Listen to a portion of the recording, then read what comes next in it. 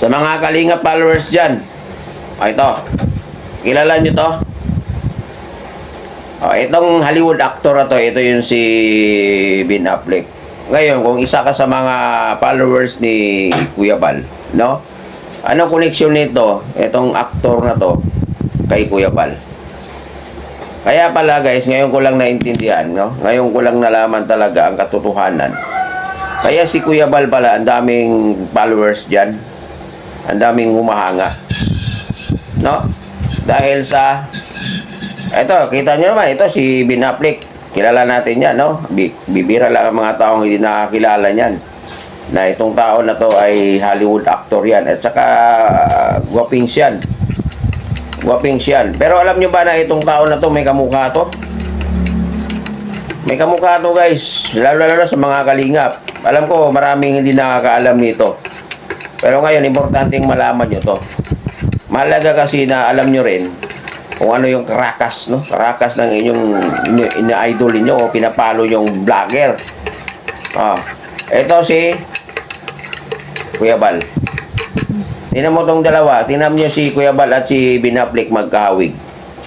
Talagang makita mo naman, no? Si Kuya Bal, si Ben Affleck matangkad. Kuya Bal din matangkad. Ganyan kagwapo si Kuya Bal nung panahon ng kabataan niya. Kita naman na ng resulta niya yung nag-crossbreed sila ni Ate Edna. Nung nag-crossbreed sila, ang resulta nilang crossbreed yan si Kuya Rab. Kaya pala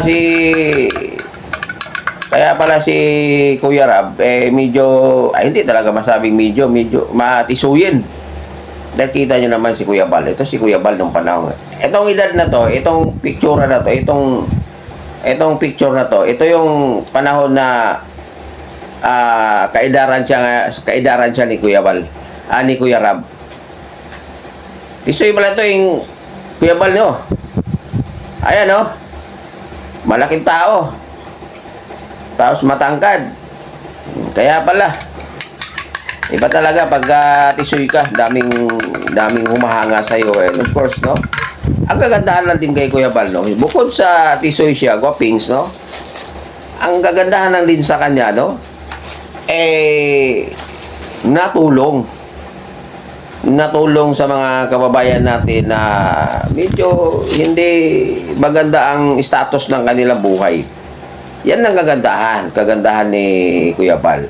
Maraming mga guwapings din na mga kababayan natin.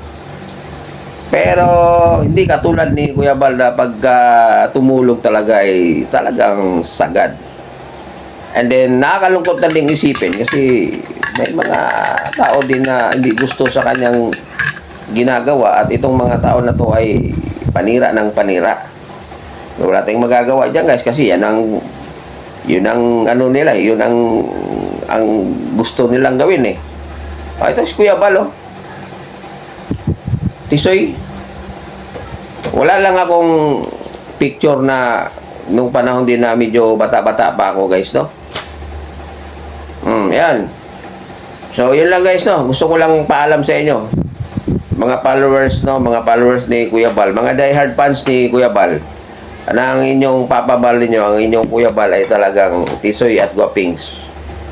Nung panahon na siya ay bata pa. Yun lang guys.